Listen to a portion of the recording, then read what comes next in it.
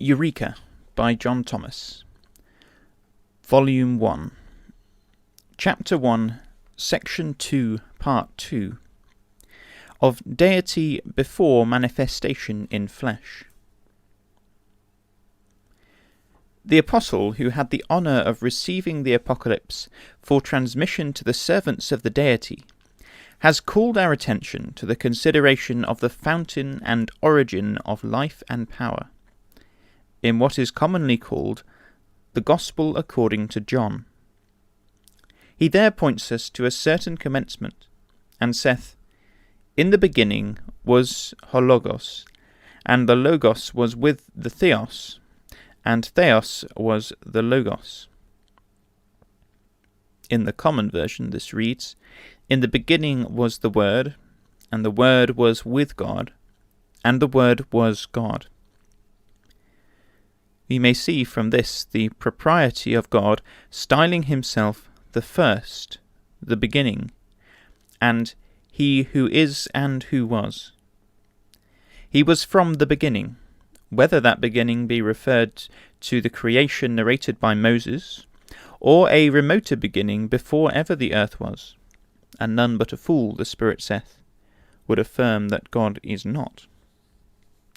Though John introduces two words into the text, he is careful to inform us that they are not representative of two gods contemporary with the beginning, but of one only, for he expressly says that Theos was the Logos.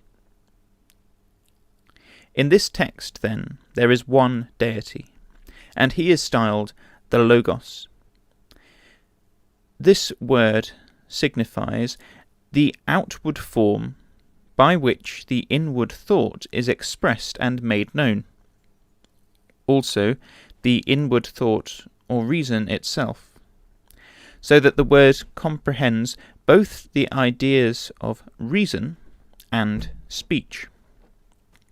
Hence, by John styling him the Logos, it was equivalent to affirming that he was a reasoner and a revelator, or as Daniel declared to Nebuchadnezzar, that the Elah in the heavens revealed secrets, even the deep and secret things.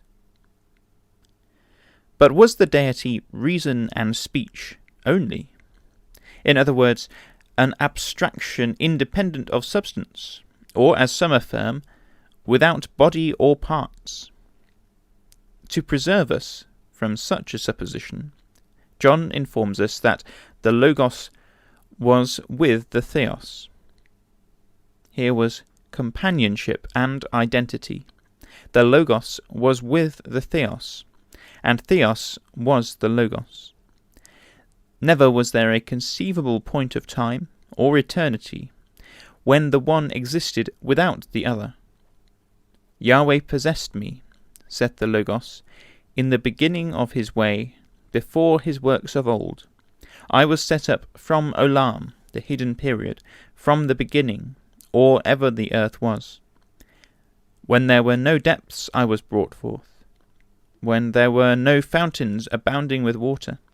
Before the mountains were settled, before the hills was I brought forth.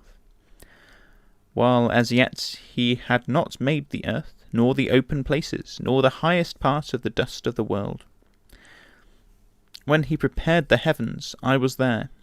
When he set a compass upon the face of the deep, when he established the clouds above, when he strengthened the fountains of the deep, when he gave to the sea his decree that the waters should not pass his commandment, when he appointed the foundations of the earth, then I was by him, as one brought up with him. The Logos was with the Theos, and I was daily his delight, rejoicing always before him, rejoicing in the habitable part of his earth, and my delights with the sons of men. Proverbs 8, verse 22. No Logos, then there would be no Theos, and without Theos, the Logos could have no existence. This may be illustrated by the relation of reason or intelligence and speech to brain as affirmed in the proposition, no brain, no thought, reason, nor intelligence. Call the brain theos, and thought, reason, and understanding intelligently expressed logos. And the relation and dependence of theos and logos in John's use of the terms may readily be conceived. Brain-flesh is substance, or the hypostasis that underlies thought. So theos is substance, which constitutes the substratum of logos. Theos is the substance called spirit. As it is written, Theos is spirit. And he who uttered these words is declared to be himself both substance and spirit. But why is the divine substance called Theos? It is a name reclaimed by the Septuagint translators from the heathen, and from them appropriated by the apostles who wrote in Greek. The derivations proposed of the word are various. The most probable seems to be that which deduces it from the word theo, to place, appoint, constitute, ordain. Fernetus, the Stoic, who wrote in the reign of Nero, says, "It is probable that theoi, the gods, were so called from thesis, position or placing. For the ancients took those for gods, or theoi, whom they found to move in a certain regular and consistent manner, thinking them the causes of the changes in the air, and of the conservation of the universe. These, then, are theoi, or gods, which are the disposers, theteres, and formers of all things. And long before Fernetus, Herodotus had written that the Pelasgi, the ancient inhabitants of Greece, called them theoi, because the gods had disposed or placed in order all things and all countries. Theos, then, in the singular, may reasonably be supposed to have been adopted by the sacred writers of the New Testament as an appropriate designation for the divine substance, as the disposer and former of all things, especially as he claims to be so in Jeremiah 10, verse 16, with a softer pronunciation, that is, by changing th into d and o into u. The Romans borrowed this word from the Greeks, and called it deus, from which we derive our word deity. In my translation I have used this word wherever theos occurs in the original, except in two places in which the word God will be found for the sake of the meter, chapter 4, verses 9 and 10. Deity, then, declares the divine substance to be the disposer and former of all things, a truth which the Spirit in the Scriptures is careful to place prominently before the minds of men. A few instances will show this. This people, Israel, I formed for myself. I am Yahweh, that maketh all things, that stretcheth forth the heavens alone, that spreadeth abroad the earth by myself. I form the light, and create darkness. I make peace, and create evil. I, Yahweh, do all these things. I have made the earth, and created man upon it. I, even my hands, have stretched out the heavens, and all their host have I commanded. Thus saith Yahweh, He, the Elohim that formed the earth and made it. He hath established it. He created it not in vain. He formed it to be inhabited. I, Yahweh, and none else. Isaiah 43, verse 21, 45, verses 7, 12, and 18. He is truly the former of all things, alone and by himself. Hence his title of the Deity, which suggests this great truth to all who are acquainted with him. As to the Anglo-Saxon word God, it is a term that may be applied to any one of goodness and authority without profanity. God is a contraction of the word good. Hence God signifies the good one, and was perhaps suggested to our ancestors by the saying of Jesus that there is none good but the Theos, or Deity. But the Deity has not chosen to designate himself by this term. The idea of goodness is not contained in the word Theos, and therefore I do not use it as its representative. And here it may be remarked that the 70 Israelites who translated the Hebrew scriptures into Greek for the king of Egypt used the word Theos as equivalent for El and Elohim. The first a noun singular, and the last plural. By so doing, the true import of a multitude of passages was obscured. This defect of the Septuagint has been transferred to the English version by rendering them indiscriminately God, which does not at all express the signification of the Hebrew terms. Theos comes nearer to these than God, for a being might be good, but far from mighty for the formation of all things. But he could not be Theos, the disposer and former of all things, without being El in the almightiest sense of the word. The 70, however, erred in not respecting the Hebrew distinction of singular and plural. In adopting Theos for El, they ought to have written Theoi for Elohim in the plural. But they did this evil, that good might come, at least so it is said. The 70, says Parkhurst, have constantly, very few passages excepted, translated the plural name Elohim, when used for the true God, by the singular Theos, never by the plural Theoi. In so doing, one may at first sight think them blamable.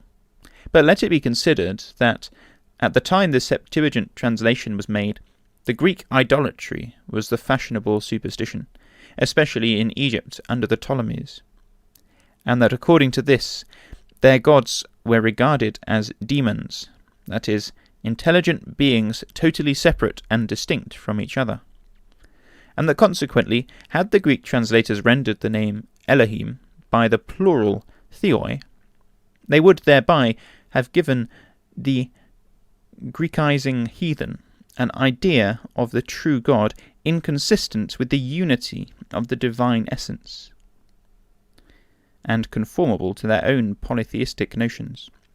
Whereas by translating it Theos in the singular, they inculcated the grand point, with the heathen I mean, of God's unity, and at the same time did not deny a plurality of agents or persons in the divine nature.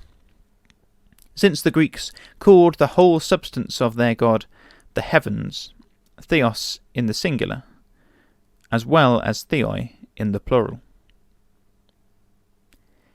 As we have said, the Hebrew representative of Theos is El. This is a primitive word, which to the mind of the Hebrew always presented the idea of strength and power. It is applied in the prophets to the former of all things when contemplating him in his almightiness. The meaning of the word is strength, might, power, and when used of a person, signifies a mighty one, a powerful one, a strong one, a hero. The first place in which it occurs is Genesis 14 verse 18, where Melchizedek is styled the priest of the Most High El. This teaches, by implication, that there are other Elim, but that he whose priest Melchizedek was the highest of them all. The term is used in a multitude of places in the Old Testament, in the greater number of which it is rendered God. This, however, does not at all express its meaning, for goodness is no element of the word. The Deity informs us through Moses that it is a part of the name he chose for himself in his communications with Abraham.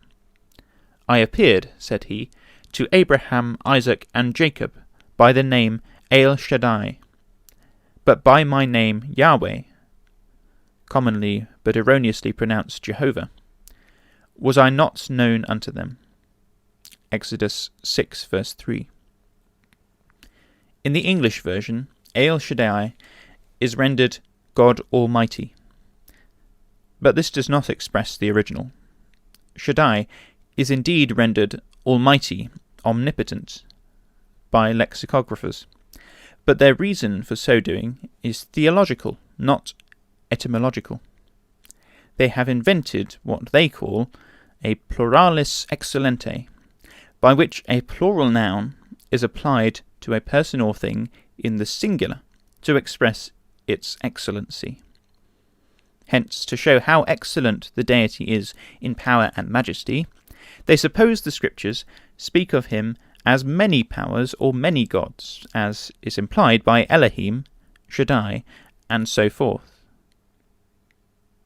But this is a weak invention, which only reveals the ignorance of the learned respecting the name of the deity exhibited in the mystery of godliness. Their pluralis excellentiae is a mere fiction. It admits plurality in regard to deity, but has entirely failed in giving a rational and scriptural exposition. Shaddai is a plural masculine, and derived from the root shaddad, to be strong, powerful. Shaddai is the plural of shad, mighty, powerful, and therefore signifies the mighty or powerful ones. 3 of them appeared to Abraham in the plains of Mamre. Moses informs us that Yahweh appeared to him there, and that when he lifted up his eyes to see Yahweh apparent, he saw 3 men standing by him. Hence, Yahweh, or Jehovah, was apparent in these 3 men. He was 1-3, or 3-1. El was the 1, Shaddai the 3.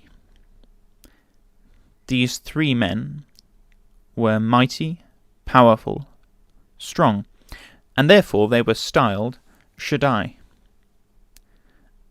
They were harmless, patient, and sociable with Abraham and Lot, but terrible in power to Sodom, Gomorrah, and the cities of the plain.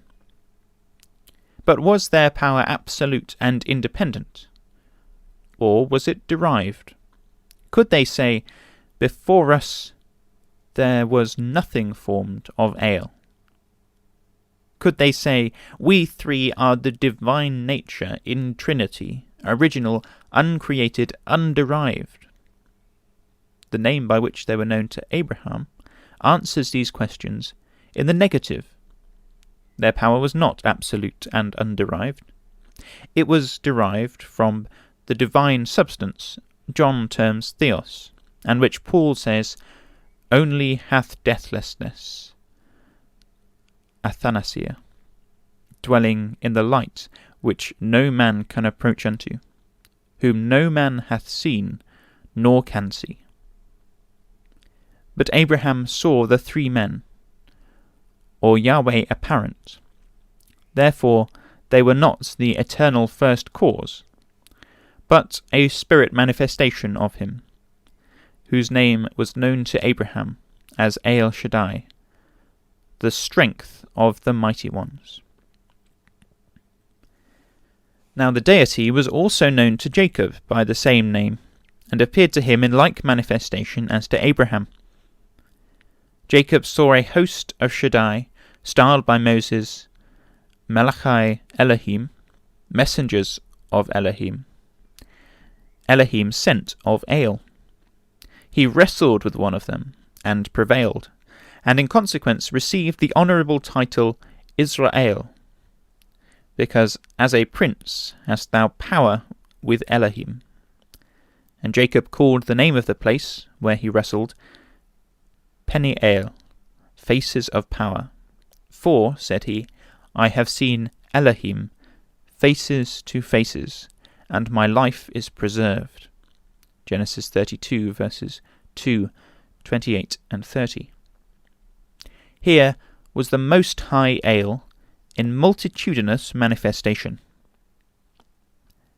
Jacob never saw his person, for no man has ever seen that.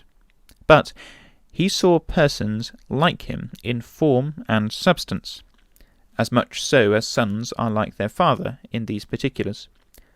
He saw as much of the Father Ale as men see of an invisible Father in his children. They study the Father in the absence of other data. Their Father is in them as a flesh manifestation of their parental original. The Shaddai are styled Elohim, as expressive of the parental relation subsisting between them and Ale in nature and power. As the highest and most powerful one in the universe, he styles himself the El Elohim, the power of powers, a truth memorialized by Jacob in the altar he named El Elohai Yisrael, the strength of the powers of Israel. Elohim is a plural noun, which in the singular is written Eloah. The use of this in Habakkuk 1 verse 11 shows that the idea of strength or power is the radical meaning of the word, zu chacho leloho. As to this one, his strength is his Eloah, or the one in whom he trusts. The three men who appeared to Abraham were each of them an Eloah, but not each of them Elohim. The three together were Elohim. Eloah occurs 56 times in the Scriptures, and 4 of these times only in the Psalms. But in Job, 41 times. The use of El and Eloah by Job would indicate that one and the same being is meant. Every member of the heavenly host is an Eloah, but of all the Elohim, one only is the original and self-existent El, the absolute, omnipotent, and independent power of the universe. Speaking of himself in his address to the ends of the earth, he says, "Look unto me, for I am El, and none else." Isaiah 45, verse 22. And to Israel he saith, Ye are my witnesses, and my servant whom I have chosen, that ye may know and believe me, and understand that I, Yahweh, am he.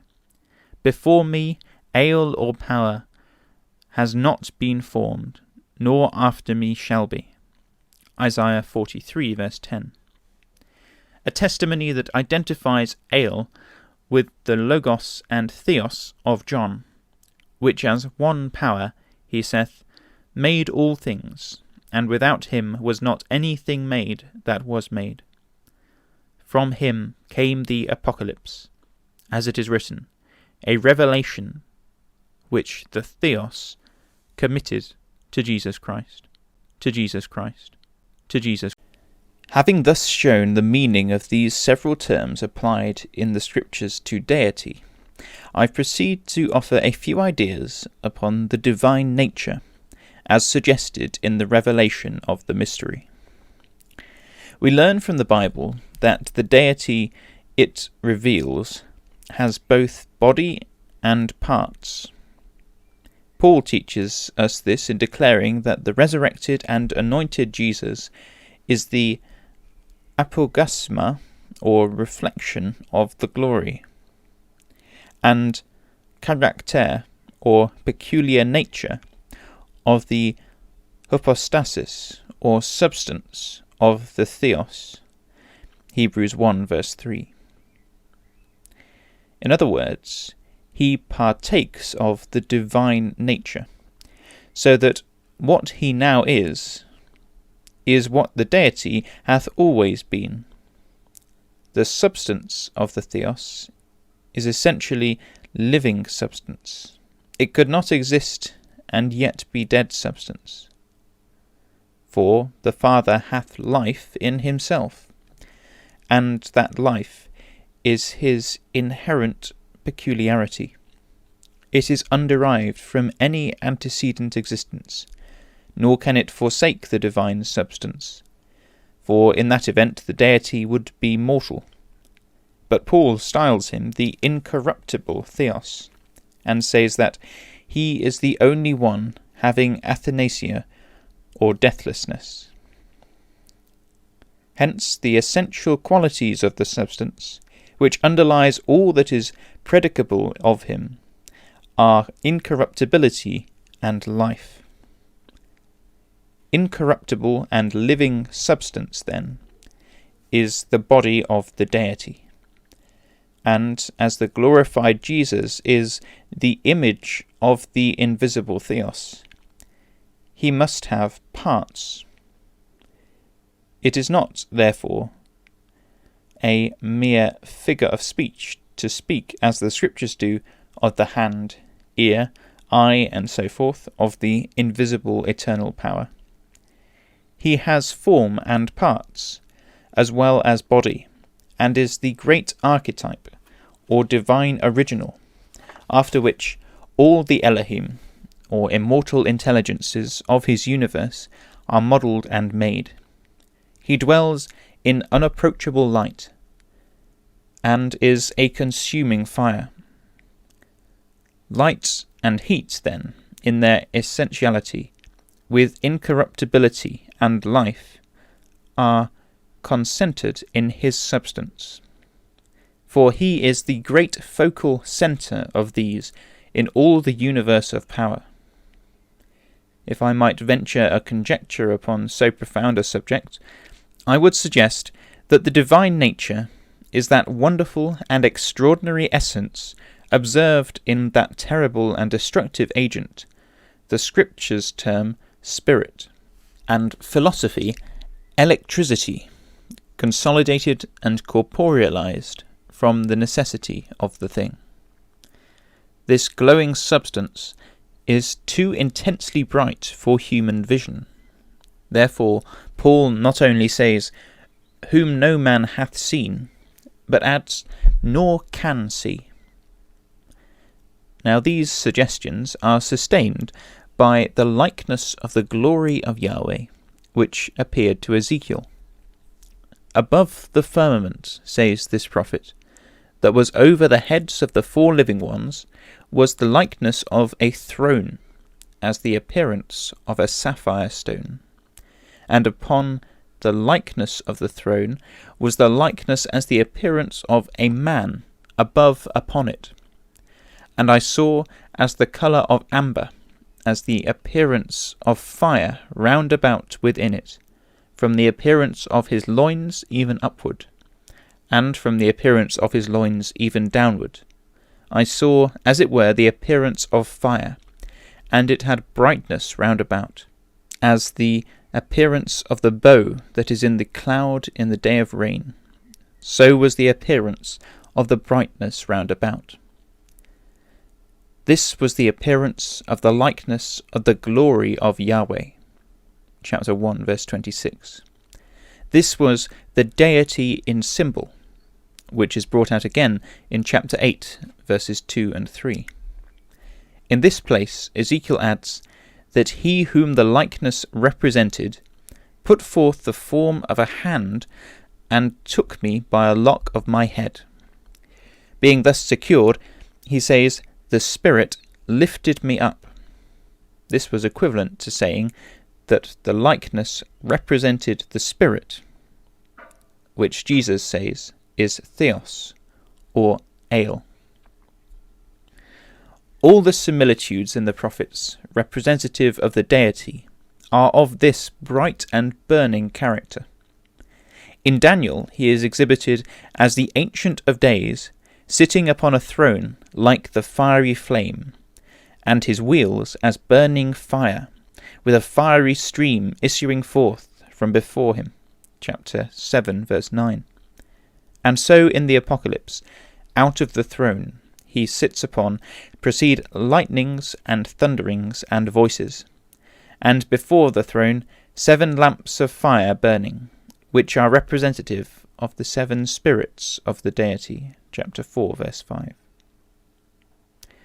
Light, heat, incorruptibility, and life, concentrated in one eternal substance, is the great self-existing and central power of the universe. This substance is spirit, for the Deity is spirit. All power, life, and light concentre in him, so that not a sparrow falls to the ground without his perception thereof. He upholdeth all things, and in him we live and move and do exist. This is by the 7 spirits which is before his throne. Apocalypse 1 verse 4, 3 verse 1, 4 verse 5, and 5 verse 6. Though symbolically 7, they are complete in one, for, saith Paul, there is one Spirit. Ephesians 4 verse 4. 7 is the symbol of unity and perfection. Hence, being representative of the one Spirit, the substantive verb is expressed in the third person singular, and not in the plural, as the grammar of the sentence requires. The 7 spirits which is, not which are before the throne. There is but one Spirit there, and this one is the nominative to the verb is. The Father of the Spirit is the divine substance, for it proceedeth forth from thence, and because it issues thence, he is styled the Father of glory. Spirit irradiates the boundless universe from the throne of light, and pervades it in all its space. Thus the Spirit is consubstantial with the divine nature, or free, radiating from unapproachable light everywhere and illimitably, so that wherever Spirit is, there is the Deity present. And consequently, as Paul said to the Athenians, not far from every one of us. This universality of the divine presence by his free Spirit is beautifully and forcibly expressed in Psalm 139 verses 7 to 12 as, "Whither shall I go from thy Spirit? Or whither shall I flee from thy presence? If I ascend into the heavens, thou art there. If I make my bed in Sheol, behold, thou art there. If I take the wings of the morning, and dwell in the uttermost parts of the sea, even there shall thy hand lead me, and thy right hand shall hold me. If I say, surely the darkness shall cover me, even the night shall be light about me. Yea, the darkness hideth not from thee, but the night shineth as the day. The darkness and the light are both alike to thee." There is one Deity, the Father, Ezu, out of whom are all things. 1 Corinthians 8, verse 6. The divinity of the schools gives us an idea contrary to this. By the schoolmen, we are told that God created all things out of nothing. Where they got this notion from we know not, save from their own imaginations. The proverb says, "Take nothing from nothing, and nothing comes." But they have reversed all this, and taught the world that out of nothing something doth come, and that something the universe of God. But away with this foolishness. Out of Deity all things have proceeded. His free, radiant Spirit is the substratum of every existing thing, from the star of the first magnitude to the minutest insect of the air. The all-pervading electricity is the simple, undecomposable radiation out of the divine substance, which, under the fiat of his will, constitutes the atomic nucleus of all bodies, solid, fluid, or aeriform. Thus, by his Spirit he garnished the heavens, illuminating boundless immensity with orbs of light, teeming with life, and all the wonders of his wisdom and power. Such, then, was Deity before the appearance of Jesus. Spirit, substantial and radiant. Substantial in his own person. Radiant thence into all the Elohim of his universe, in whom the radiant matter, by the fiat of the divine will, became fixed, organic, corporeal, and consubstantial with the Deity himself.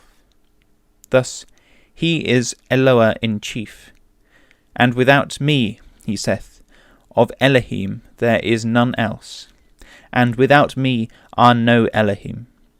And therefore it is we find the phrase in Isaiah 45 verse 18, Hu ha-Elohim, he the Elohim, he the only Deity, by his Spirit, a multitude of mighty ones. Having considered the Deity under the apocalyptic aspect of him who was, of the Alpha, of the first, and of the beginning, I shall proceed to treat in the next place of the same Deity who is, in the development of the great mystery.